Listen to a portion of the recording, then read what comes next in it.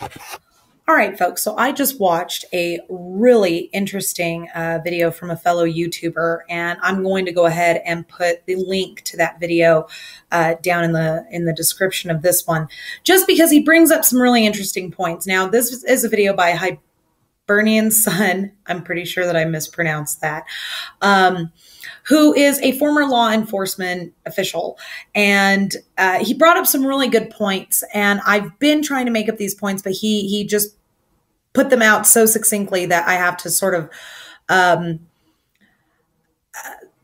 reiterate these points. And one of these points was, when you have a missing persons case, the first thing you do is you look at the family, especially when there's a missing woman. You look at the family, you look at those immediately close to her, you look at the roommate, you look at the ex-boyfriend, and you look at the parents and the siblings, and you eliminate them one by one. Oh, well, he was over here during this time, or blah, blah, blah, or yada, yada, whatever you got to fucking do to eliminate those people. And then when it turns into a homicide case, then you look even closer at the family and you go, okay, do you have anybody who can corroborate blah, blah, blah, blah, blah. And, this Hibernian Son sort of, he put out the thing of why didn't the roommate report her missing for 3 days? Why didn't the mother report her missing for 3 days? My mom and I we're not terribly close, but if she hasn't heard from me in 24 hours, she kind of freaks out. I was living down in Florida and my phone got broken and I was trying to get to a phone to call my mom. And, my husband was like, why are you freaking out about this? It's okay. And I'm like, no, you don't understand. She will call the police. My mother found my dad in Caracas, Pakistan in the 70s. And had him call her at the top of a telephone pole because he pulled into port for the Navy. They had a shore leave, and he didn't call her to let her know that he got there. And she found him from fucking podunk nowhere in the U.S. She found him in Caracas, Pakistan. And my mom will not rest until she's heard from one of her chickies. So why was it not noticed that Teresa was missing for 3 fucking days? She had a roommate. So how did the roommate not notice that she was gone? Then he brings up another good point about how, you look at the immediate family first, and it is pretty much a guarantee that when there is a homicide, you always look at the immediate family, always at the people that are immediately surrounding her. And it's usually the one leading the charge that is the perpetrator, because they're trying to throw you off. They're trying to throw off the scent from their trail. And, oh, look, I couldn't possibly have done this to her because, look, I'm helping look for her. Who did you see leading the charge in that search? Yeah, I would like to know what their history was, what Teresa Hallbox and her ex-boyfriend's history was, because that would be very telling. And from what I understand, he actually has a criminal past with women. So come on, people, put the pieces together. It's not that fucking difficult. When you're looking for a missing person, you don't focus on just the last place she was known to have been seen. You try to track her movements. Now, I don't know if her model of car came with a GPS tracker on it, but, there are ways to know. There are ways to find out where she was last seen and by whom. And Avery is the only one who is known to have last seen her. But then again, we don't know that 100% because that's just the cops pretty much just focused in on the Avery yard, and that's it. They didn't look beyond that. And they were running this as a homicide investigation from day one. Now, standard operating protocol for a homicide investigation states, and this is from the Homicide Investigating Standard Operating Procedure. This was put out in 1999. And this is basically the base that all police departments have to follow.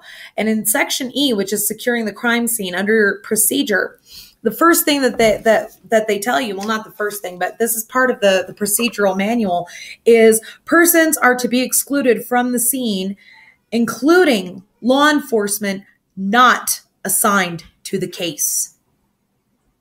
Manitowoc County Sheriff's Department was not assigned to the case. They brought in Calumet County specifically to put out there that they were trying to operate fairly. But Manitowoc County was out there in the form of Sergeant Link. Hello.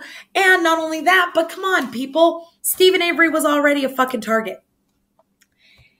Whoever killed her, and again, we're not saying that Manitowoc County Sheriff's Department killed Teresa Halbach, but whoever killed her, it was obvious to put her car on the Avery property. If not to frame Avery, then to get rid of it. They probably figured, we're going to put this fucking car out here because it's a salvage yard.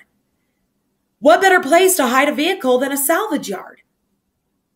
Duh. And then they find the damn thing, and hello, of course the cops are going, hey, slam dunk. It's either we plant some evidence in this car that's proven to be Teresa Halbach's, or we pay out $36 million from our own pockets. You know, come on, people. A lot of her bones were found at the quarry. Why would you only take some of the bones from your burn pit out to the quarry and not all of them? It doesn't make sense. And why would you put them in the quarry anyway? Why not take them out to a lake and dump them in there? That would make more sense. And, you know, again, Mr. Avery, if you're watching this, I'm not saying this to be rude or anything, but Stephen Avery has an IQ of 70, as does his nephew. There is no way that they could have even attempted to pull off this kind of a fucking crime with this little evidence, this little physical evidence left to tell the story. I don't understand how nobody can see this. Now, I have had some people criticize my methods and my making these videos. I've had a few people make rude comments, and to that I have this to say. Fuck you. I'm not your typical armchair detective. I have experience in law enforcement. I also have experience in legal practice. I have experience in courtrooms, okay? I do have an education in criminal justice. I have a degree in criminal justice with a basis on forensic analysis. I was planning on being an attorney, and I actually have training in court procedure.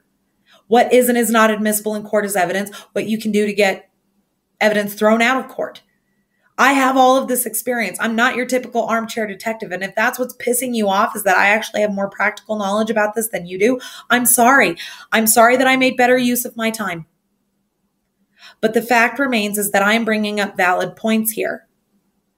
And again, you know, I think we're losing sight of this, of the importance here. Number one, not only do I believe that Stephen Avery and Brendan Dassey did not kill Teresa Halbach, I believe that Teresa Halbach's actual killer is still out there. And he got away with murder. And he got away with murder because he fooled everyone. And he didn't have to work too hard to fool everyone because Manitowoc County focused in on Stephen Avery from the get-go. I also believe that the killer is someone close to Miss Halbach, because I'm sorry, but you don't rape, murder, and then burn a body of somebody that you don't know. That's a crime of passion. That is a crime of someone you know and that you are angry at. You have a personal beef with. That's not, oh yeah, she was cute and I wanted to fuck her. That was, you broke my heart, now I'm going to hurt you. Okay? It's very simple here, people. Here's a little homework assignment for you viewers. I want you to sit down and think to yourself, how angry would you have to be at someone to commit that kind of a crime against that person? And then think of the circumstances under which they would have to get you that angry. How would they get you that angry?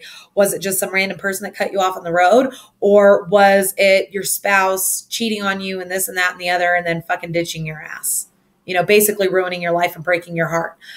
That's what I want you to think about. I want you to think of what it would take to make you commit this kind of a crime against another person. That's your homework assignment. We'll discuss the implications of that in the very next video. Thank you for watching.